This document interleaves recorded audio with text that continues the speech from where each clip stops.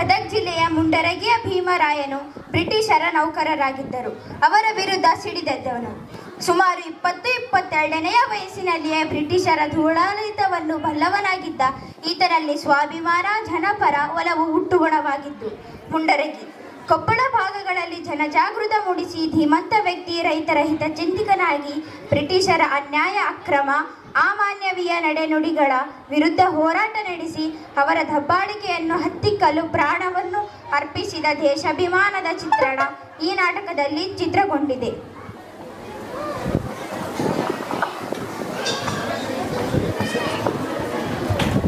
ದೃಶ್ಯ 1. ಬ್ರಿಟಿಷ್ ಅಧಿಕಾರಿಯ ಕಾರ್ಯಾಲಯ. ಏನೇ ಅನಾಹುತ! ರಾಯಚೂರು ಧಾರವಾಡ ಕಲೆಕ್ಟರ್ಗಳು ಕಣ್ಣಲ್ಲಿ ಎಣ್ಣೆ ಹಾಕಿಕೊಂಡು ಕೊಪ್ಪಳ ಕೋಟೆಯನ್ನು ಕಾಯುತ್ತಿದ್ದೇವೆ ಅಂದಿದ್ದರು.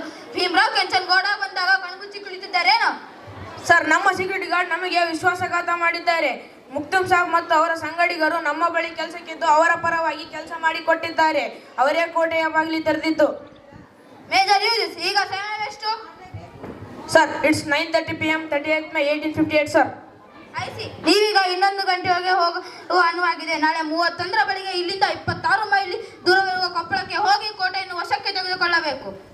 ಸರ್, ಬಟ್ ನಮ್ಮ ಸೋಲ್ಜರ್ಸ್ ಕಡಿಮೆ ಇದ್ದಾರೆ. ಭೀಮರಾವ್ ಜೊತೆಗೆ ಹೇಗೆ ಫೈಟ್ ಮಾಡೋದು? ಅವರ ಜೊತೆಗೆ ಫೈಟ್ ಮಾಡೋದು ಸುಲಭವಲ್ಲ sir. Yo fool! No sir, sir no sir. ನಿಮಗೆ ಅದರ ಚಿಂತೆ ಬೇಡ. ಮುಂದೆ ಹೋಗಿ ಪರಿಸ್ಥಿತಿ ಪರಿಶೀಲಿಸಿ. ಅಷ್ಟರಲ್ಲಿ ಲಿಂಗಸೂರ್ ಹೈದರಾಬಾದಿನಿಂದ ಡೆಪ್ಯೂಟಿ ಕಮಿಷನರ್ ಲೆಫ್ಟಿನೆಂಟ್ ಟೇಲರ್, ಕರ್ನೂರಿನಿಂದ ಅಶ್ವದಳದೊಂದಿಗೆ ಬಾಬುರಾವ್ ಮತ್ತು ಕೃಷ್ಣರಾವ್ ಬರುತ್ತಾರೆ. ಕ್ಯಾಪ್ಟನ್ ರುದರ್ಫೋರ್ಡ್ ಲೀಡರ್ಶಿಪ್ನಲ್ಲಿ ಹೈಲ್ಯಾಂಡರ್ ಸೈನಿಕ ತುಕಡಿ ಬರುತ್ತದೆ. ಮುಂದೆ ಹೋಗಿ. ಗೋ ಗೋ ಹೆಡ್. ರೈಟ್ ಸರ್, ನಾವು ಭೀಮರಾಯನನ್ನು ಖಂಡಿತ ಜೀವಂತ ಹಿಡಿದು ತರುತ್ತೇವೆ. ಅವನು ಸಿಡಿದು ಮರಿ ಗೆರಿಲ್ಲ ಯುದ್ಧದಲ್ಲಿ ಪಂಡಿತನಾದನು. ಅವನನ್ನು ಹಿಡಿಯಲು ಹೋದರೆ ಸಿಡಿಯುತ್ತಾನೆ. ತನ್ನವರನ್ನು ಹುರಿದುಂಬಿಸಿ ಬಾಂಬುಗಳಂತೆ ಸ್ಫೋಟಿಸುತ್ತಾನೆ. ಅವನ ಗುಂಡೇಟಿನ ಗುರಿಕಾರ, ಶಾರ್ಪ್ ಶೂಟರ್. ಎಚ್ಚರದಿಂದ ಅಂಚು ಹಾಕಿ ಇಡುತ್ತಾನೆ. Sir, we are going to arrest him. Yes sir. ದೃಶ್ಯ 2. ಕೊಪ್ಪಳ ಕೋಟೆಯ ಒಳಗಡೆ ಸೇನಾನಿಗಳ ಸಭೆ. ಹೊರಗೆ ಬ್ರಿಡ್ಜಿನ ಮೇಲೆ ಶಸ್ತ್ರಸಜ್ಜಿತರಾಗಿ ಸೇನಾನಿಗಳು ಕಾಯುತ್ತಿದ್ದಾರೆ. ಸೇನಾನಿಗಳೇ, ನಿಮ್ಮ ಸಾಹಸ ಮೆಚ್ಚುವಂಥದ್ದು. ಬ್ರಿಟಿಷರನ್ನು ಬಗ್ಗು ಬಡಿದು ಕೊಪ್ಪಳ ಕೋಟೆಯನ್ನು ವಶಪಡಿಸಿಕೊಂಡಿದ್ದೇವೆ. ಆದರೆ ಇದಿನ್ನು ಹೋರಾಟದ ಪ್ರಾರಂಭ. ನಾವು ಬ್ರಿಟಿಷರು ನಮ್ಮ ನಾಡು ಬಿಟ್ಟು ತೊಲಗುವವರೆಗೂ ಹೋರಾಡೋಣ. ಕೆಚ್ಚದೆಯಿಂದ ಹೋರಾಡಲು ಸಜ್ಜಾಗಿರಿ. ನಾಳೆ ದಿವಸ ಮತ್ತಷ್ಟು ಸೈನ್ಯ ಬರೋ ಸಾಧ್ಯತೆ ಐತಿ. ಬಹಳಷ್ಟು ಮುದ್ದುಗುಂಡು ಇವತ್ತೇ ಬಳಕೆ ಆದಂದ್ರೆ ನಾಳೆ ಹೆಂಗ್ರಿದ್ದಾನೆ. ನನಗೂ ಎಲ್ಲ ಚಿಂತೆ ಆಗೈತಿ. ಇವತ್ತು ಬಲಂಗಾರ ಗುಂಡಿಗೆ ಪ್ರತಿ ಗುಂಡು ಹಾರಿಸಿ ಬೆಚ್ಚಿ ಬಿಡಿಸಿದ್ದೀವಿ.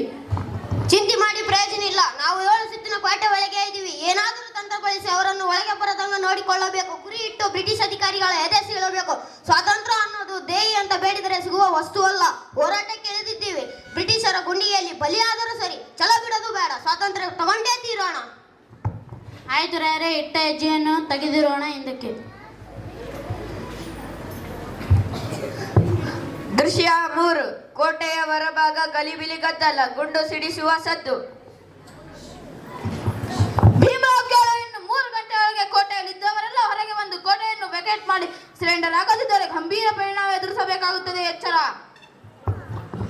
ನಿಮ್ಮ ಕೊಟ್ಟ ಬೆದರಿಗೆ ಎಲ್ಲ ಬೆದರದ ಗೊತ್ತಿಲ್ಲ ಈ ಭೀಮರಾಯನಿಗೆ. ನಮ್ಮ ಗುರಿ ಏನಿದ್ದರೂ ಈ ನೆಲದಿಂದ ಅಟ್ಟದಂತೆ ಗೆದ್ರೆ ಸ್ವಾತಂತ್ರ್ಯ, ಸತ್ರ ವೀರ ಸ್ವರ್ಗ. ಭೀಮರಾವ್, ನೀನು ಸಾಗರಕ್ಕೆ ಸೇತುವೆ ಕಟ್ಟುವ ಸಾಹಸಕ್ಕೆ ಕೈ ಹಾಕುತ್ತಿದ್ದೆ. ನಿನ್ನ ಬಂಡಾಯದಿಂದ ಏನೂ ಪ್ರಯೋಜನ ಇಲ್ಲ. ಬಾ ಹೊರಗೆ. ಕೋಟು ಬಿಟ್ಟುಕೊಟ್ಟು ಶರಣಾದರೆ ಕಂಪನಿ ಸರ್ಕಾರ ನಿನಗೆ ಉತ್ತಮ ಸ್ಥಾನ ನೀಡಿ ಚೆನ್ನಾಗಿ ಟ್ರೀಟ್ ಮಾಡುತ್ತೆ.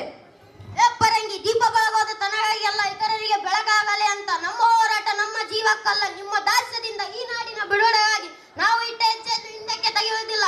ದಾಸ್ಯದ ಅರಮನೆಗಿಂತ ಸ್ವಾತಂತ್ರ್ಯ ಸರಮನೆಯೇ ಲೇಸು. ಕ್ರಾಂತಿಯೊಂದು ಹಿನ್ಮುಖವಾಗಿ ನಡೆಯೋದಿಲ್ಲ. ಜೈ ಕನಕರಾಯ. ಜೈ ವೀರಭದ್ರ. ಜೈ ಮುಳರಗೀಶ.